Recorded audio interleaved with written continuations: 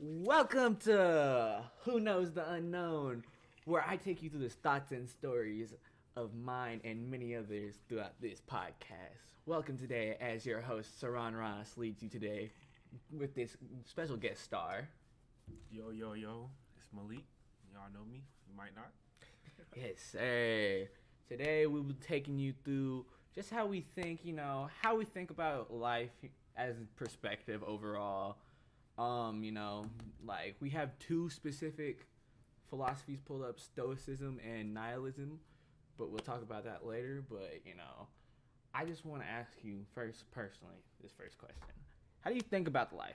How do you go up and think about everything? Well, how I would consider that how I grasp life, it all starts around the age like 5. I feel like when I really was aware of myself. See what I'm saying? Mm-hmm. Yeah. It's like ever since then, I feel like I've been looking through that. I've had that same mindset. I just learned and gained, things about life throughout, growing up. How would I say this? Because I remember I don't know if this is just me, but there's like a running theme throughout the what's it called? I feel like our generation where at some point we all just woke up at some age and just fucking sentience and just appeared. Yes, that's exactly how I look at it. Because how I look at it, I still have faint memories of before that, but I think it's really just your parents putting your persona on. Facts. You see what I'm saying? Because think about it, you're born as an infant is completely unaware. But as they grow up, your parents, they name you as soon as you come out. Yeah. They say, this was Malik. Born in Memphis, they raised me in Memphis. I was just growing up. I stayed there till I was like 3, so they're telling me, taking me to bed, telling me how to learn my name, spell my name, putting this persona on me. And it's like I have it there. I'm aware each day, but it's like around, I want to say, around the age 5, it's like boom, I'm there. Like I'm there. If that makes any sense. Like I'm there. You see what I'm saying? And yeah. Growing up, it's like I still see the same, like my ideology, how I feel. I feel it, but I don't know. Now it's just I have so much understanding of the world, and I'm only 18, so it's still a lot I don't know. It's just I perceive it. And I respectfully think that our generation is a lot better at understanding that we don't know what the fuck's happening. Exactly, and we can't be prepared for anything that is coming our way because so unexpected. It really is anything because literally COVID literally showed everybody that this shit could go for a loop. The government didn't give a fuck. The fucking people were like, why the fuck are we social distancing? Everyone, millions of people ended up dying at the end of the day. It was random with no protocol for things like this because it was it was not unheard of. I feel like there's every a couple hundred years or something. There's a major plague or something. Or even small diseases in other countries and third world countries and things. Like Ebola and that shit. But we don't have a fucking plan for if it spreads.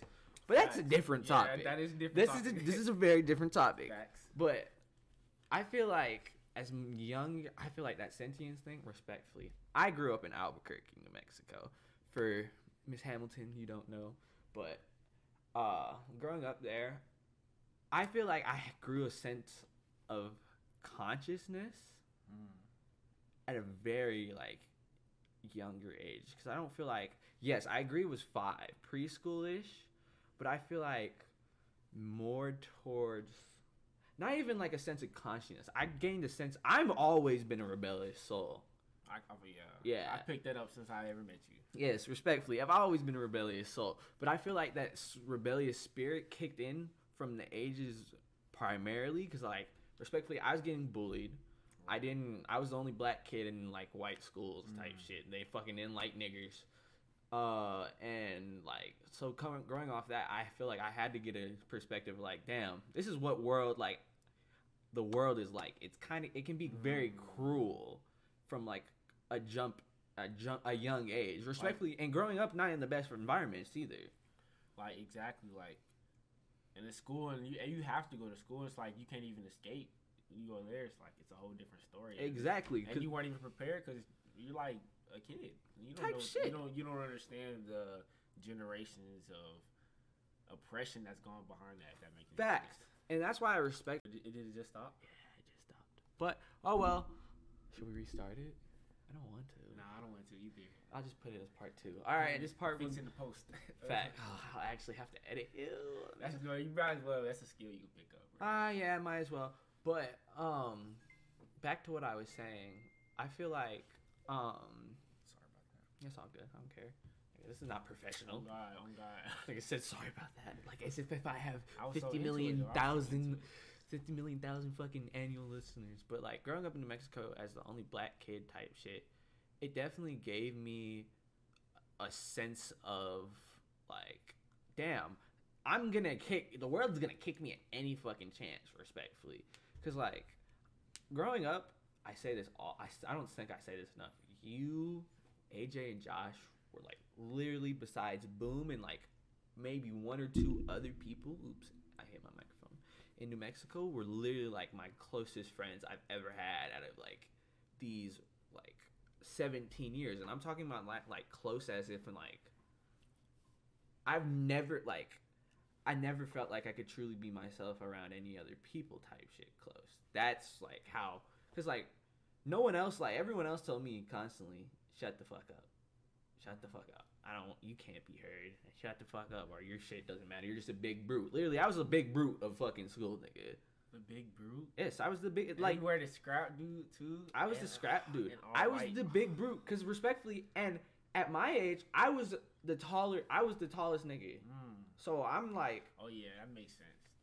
And so, like, respectfully, throughout my, pretty sure, like, preschool, throughout fucking 5th or 6th grade, I was, like, the tallest nigga, so, like, niggas would always be like, oh, like, especially fucking 6th grade, 6th grader and 6th graders, not 6th grader, 8th graders, fucking, I told you, fucking, they threw a jawbreaker at my fucking head, because, like, I don't understand why, though. It was just so out of blue. Like, it was early in the morning.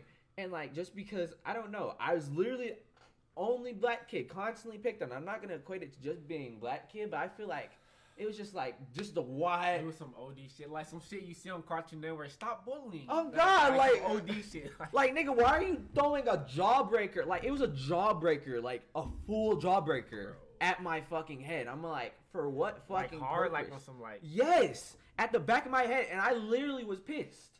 I've turned around like, bro, I was pissed, and like you've seen me mad. Like you remember Emma said, you've seen me mad before, and that I feel like my anger was shit worse.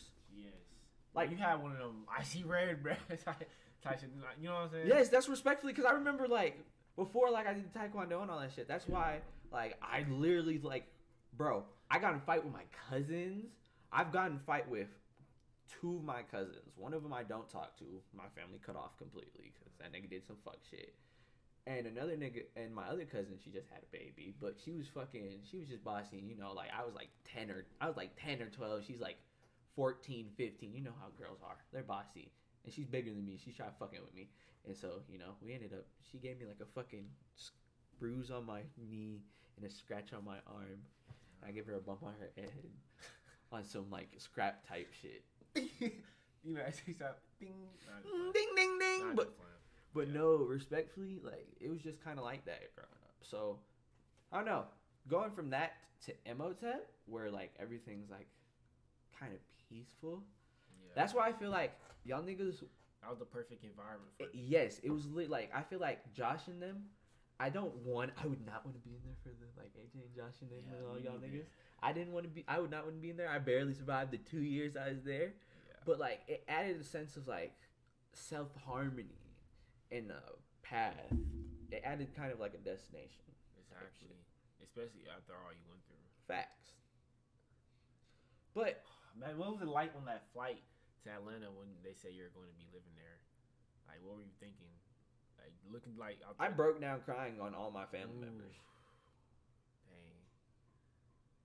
But I mean that makes sense though. Like, that's like literally thousands of miles away. Yeah. Especially and how long were you with living in New Mexico? Like that when was 6th grade? How old was 6th grade? I'm saying before that. Yeah, I'm talking about like 7th grade was like how old were we? Like 14? Hell no. Like 10? Yeah, like a 10, 11, I think 6th grade, something like that. So years, 11 years. I'm gonna say because I think 11? Oh my! So that's like literally like your whole life. Most of the yes, that's literally majority of my life right now. Yeah, because I've been here for what? Hold on, I've been here since Yeah. Ooh, that's like a crazy like switch up. 6 years, about to be 7. It probably is 7 because I came in summer. Okay. Okay. Wow. Yeah, that's like 7 years. Yeah, That's a long time. It's like where you get a lot of your character from. and it's like very much developmental days. Like, were you scared like coming in? No, nigga, literally, I don't feel like, bro.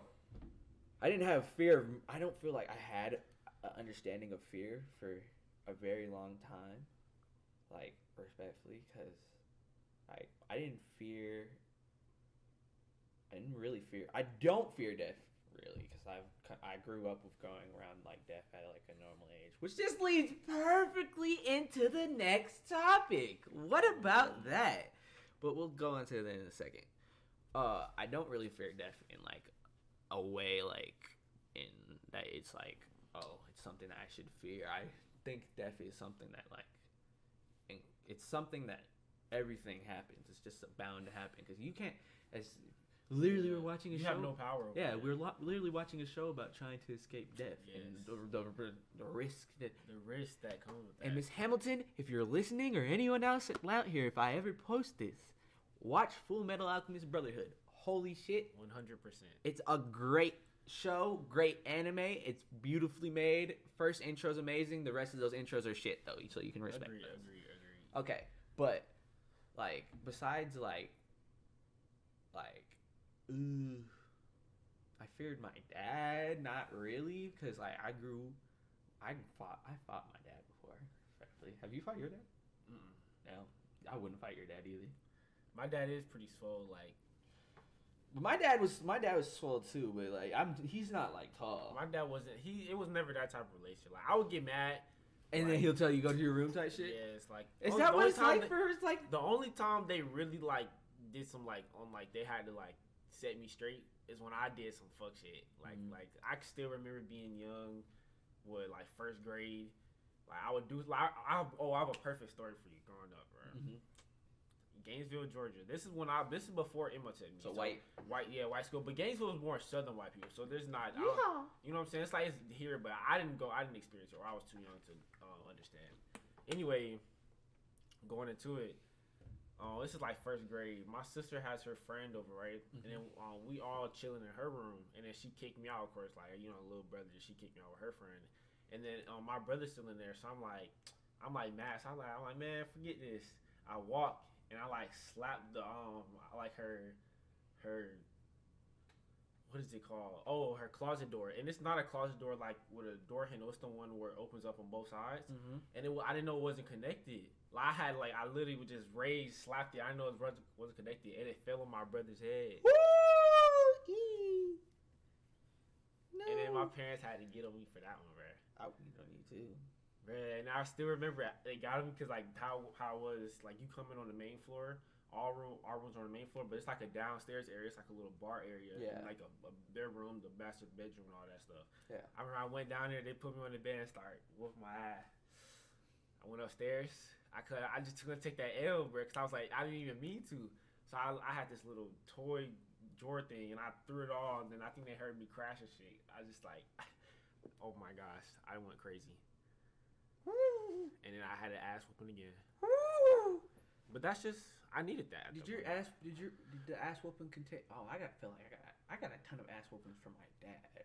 It wasn't bad. My parents were the type like it was more of the thought of it, not really a pain thing. Cause it was never like I went home like oh my I'm in so much pain. It run away like the night I went to sleep. Yeah, I mean, you know what I'm saying. It was never. It was not. No, I'm not saying I'm abusive. Like not like that. I'm saying like it was just like a good little set me straight and I was good. But did they use belt or no belt? They used belt. And my dad would threaten me with the switch. But he never used switch. Nah, my dad used belt. The belt. Respectfully. That belt leaves hurt. Like the little burn afterwards. That whip, especially when they hear that ding. You know when they slap it together, that fear. No. When you hear that, I slap, know. slap, No, did you threaten Sekou fucking with the fucking little shit when growing up, like fucking? yes, or the towel you ring up. The towel. Good times, man. Good times. Respectfully, you know my god sister that lives here. Yeah. She used to beat the fuck out of me and boom. Respectfully, I can see that. And so she used to fucking. There was a game where like she used to pretend to be asleep. She had the belt, and I don't remember if it was hook or no hook. I just remember I didn't want to get hit by that bitch.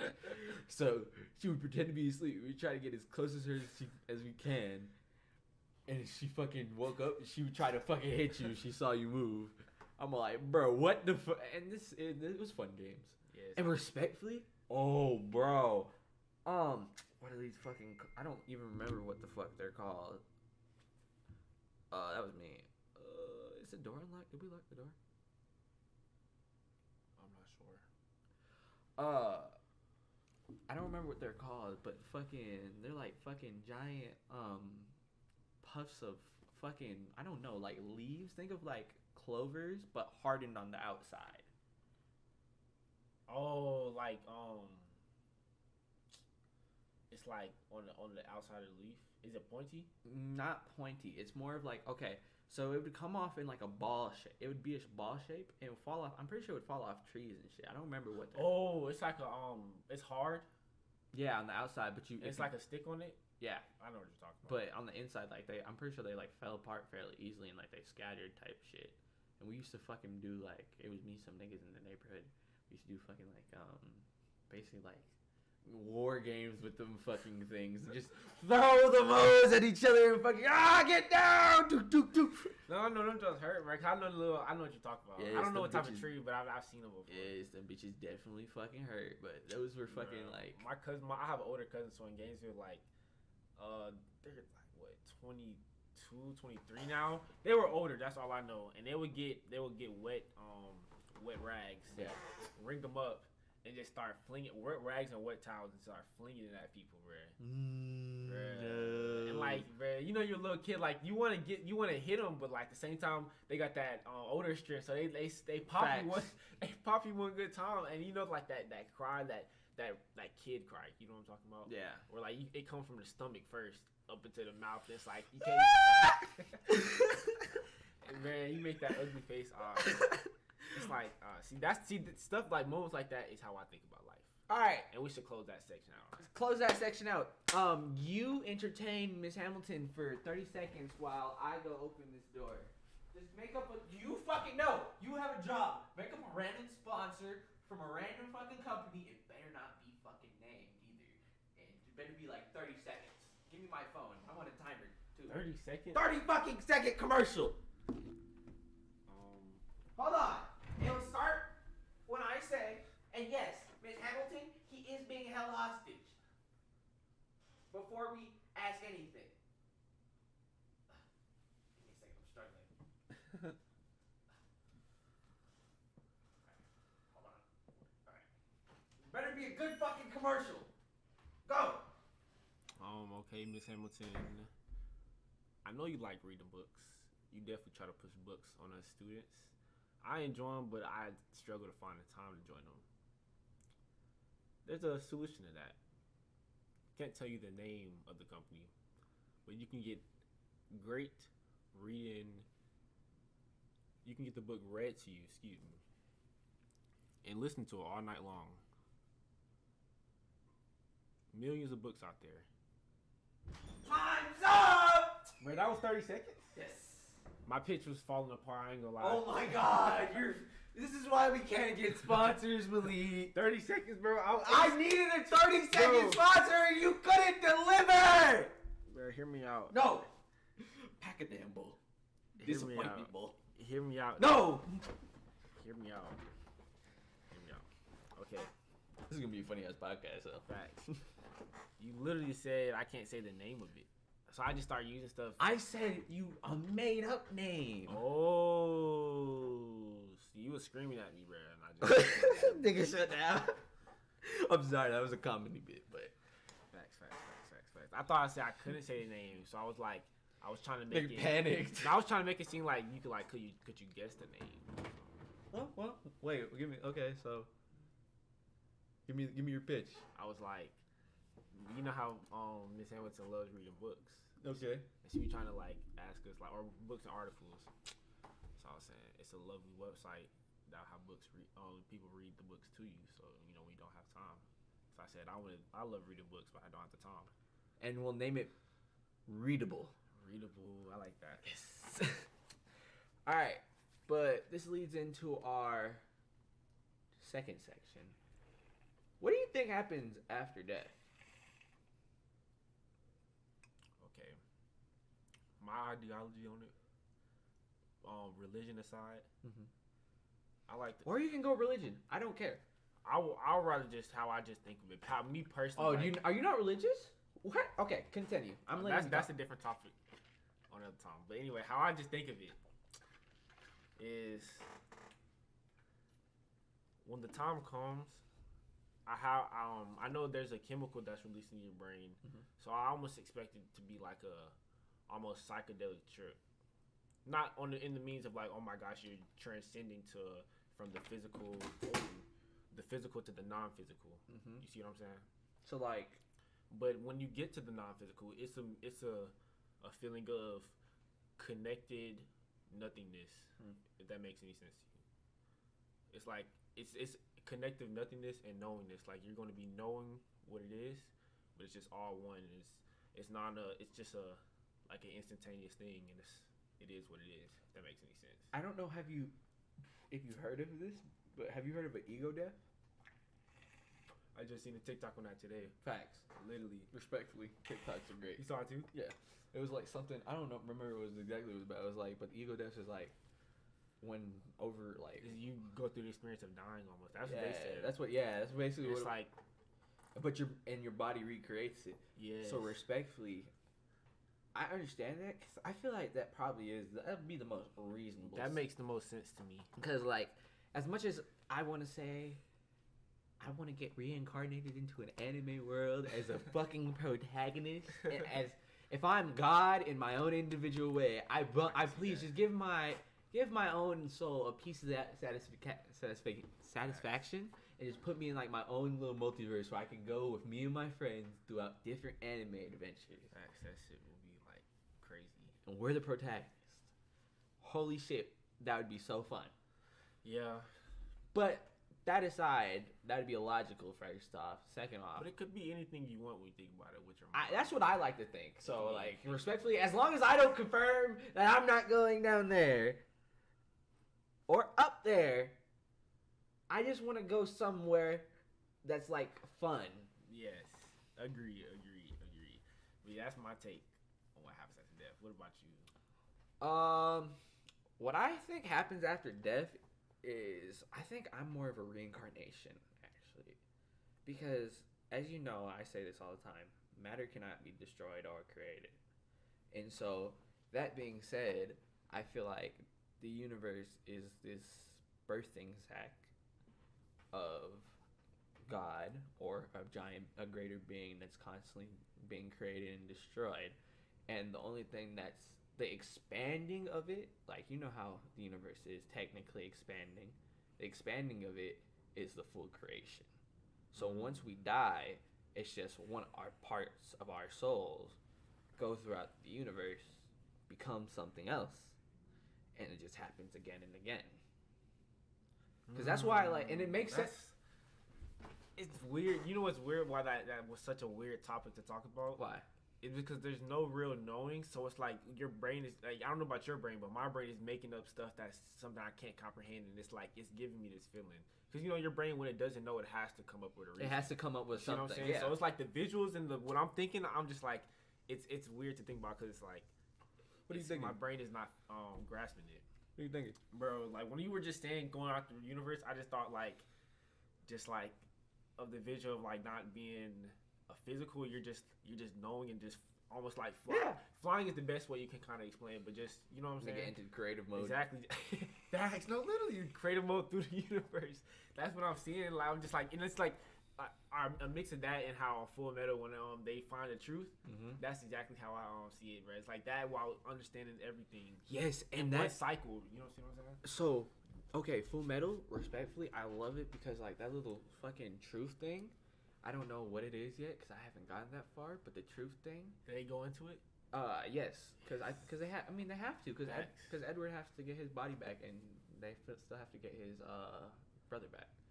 And so there was another story that was like it was a creepypasta. You know, like I listen to like creepypasta and horror stories and all that shit. There was this one creepypasta, and there was this nigga that basically he died. I think it was like from a car crash or some shit. And when he died, he went to like a room, but he could tell something was off. When he told something was off, he saw like two guards lead him into the fucking thing, but it was like completely silent in the room. So fucking he enters a door, and after the waiting room, he sits down and meets a man. Man doesn't have a fucking name tag, and so he's just all like, "What the fuck's happening?" Because he feels like something's off, but he can't quite describe it. He feels like, oh, something. It's either something in this room or something about this place is off, but he just says, I just can't describe it. So he's talking to this being. The being goes on to talk about like, what do you believe in? And this guy is all like, this guy first off doesn't remember anything. Like he's a blank slate. He's barely like, and so when he's talking to this creature, he's forced to talk. It feels like his brain's being forcefully picked out. So like he's saying like, what was your name? And he'll automatically say it like type shit, because as if it was like an instinct. And so he's going through recollecting on like how he died and type shit, who he was, and like when he was born, his relationship with his parents type shit. And then it goes on to like talk about what does he believe in, and he said nothing, because that was his first thought. Like he honestly didn't believe anything after death. And so the fucking guy came out and he's like, he's trying to figure out what's wrong with the place. He eventually figured out that the thing that was wrong with it is that his heart wasn't pumping because he was dead. And he's asked, what the fuck are you? He's like, I'm known as many things, and people have known me as many names, but I can go with what you can call God. And that nigga is just walking him down a hallway at this point. He's like, okay, so where are we going? He's like, well, you're gonna have to figure that out on your own. This nigga basically opens up a door, and it's nothingness, like the forever nothingness. This nigga couldn't comprehend it type nothingness. And so he basically just got thrown in that room for eternity because he said he believed in nothing. So that's why I try not to believe is like, even if there is something, or if there is nothing, there might be a better option. There always could be a worse option though. But it's beyond all of us. Facts. But let's lead on to our final podcast, our final topic to wrap things up. Stoicism or nihilism? Nihilism is the belief of nothingness, as this story actually just represented. Wow. Believe it or not. Oh my god. What a wrap up, man. Oh my god. It's almost like it was planned? No, I don't plan things out. But it's the belief of nothing, and just like disbelieving all other religions type shit. Stoicism, on the other hand, is the belief of pushing through despite all, pushing through without showing any pain, pushing through without complaint. That's what these two are. What do you believe in, or do you believe in either though? And if so, how? Like, tell me. Well, to address stoicism, I feel like some part of my life I do show stoicism because I am a Capricorn. I'm going to refer to. Don't hear me out. I'm going to refer to one of the traits. You feel me? Hit ass. You got to hear me out. Sometimes you got to. I'll let you go. I got to be open minded to it. Hear me out. I got you. But they say we're very hard to open up, Mm-hmm. and that's just something that's just it's in my because I know myself. It's just obvious within myself. I don't know why I just don't open up. And that could be a symbol of stoicism, but since I'm so logical, I know to open up is probably like it can help in some ways, but it just doesn't occur to me to open up. If that makes any sense. I sometimes show it, but I agree with it. If that makes any sense, or I don't agree with it. Yeah, so you try you don't speak your peace of mind sometimes. Like, I understand that. I was at that point too. I don't know. I just said fuck it. That's just me though. Yeah. I'm crazy. But address nihilism. And that's to no point. Nothing. Is that like through every day though? You just like you see like there's so much you can learn every day. Like you should be doing this. You should do this, but it's like it really does. It could all not matter in the whole retrospect of things. If that makes any sense. It's like, Do you believe in it? I don't believe in it because I feel like if I believe in it, I'm already unmotivated, and I would just keep getting more and more unmotivated, and that's not the path I want for myself. Type shit. That's me though. Respectfully, stoicism. I don't. Sorry. I did that. But I don't agree with it all the way because I believe that you should display feelings. I feel like feelings are what make people people. And so like I feel like you always should say what you want. It's not about like a matter of showing it. Like you should say what you want, but it becomes a problem when you lay it out on other people and like you can't carry your own burden. Yeah. Because like if you're just stoicism is just saying, oh, just carry your own load, and I don't believe like people should be forced to carry their own loads all the time. That Princess Caroline or Princess Carolyn from BoJack. Yes. Perfect example, bro. But I don't feel like you should. I feel like you should. People should be dependent on people. That's what make people great. But that's just stoicism. But it's 50-50. I believe in some sorts. Nihilism, that's more tricky because I believe that like in the end of the day, you talk to other people, and it's not gonna matter sometimes because a lot of things are just out of your reach and out of my control. I'm not God. I can't control everything. I can only control myself. So I don't believe in it in the sense of like, oh, nothing matters, kick the bucket type of sense. I believe in it as like, if nothing matters, then I'm going to make the most of nothing. I like that. But that's just my thoughts on it. But Should we wrap it up with that? I believe that was a good way to wrap it up respectfully. This has been the unknown. Who knows the unknown? There we go. And this is your host, Saran, logging out respectfully. Have a good night. Enjoy my podcast. I'm editing this later. For sure. Bye.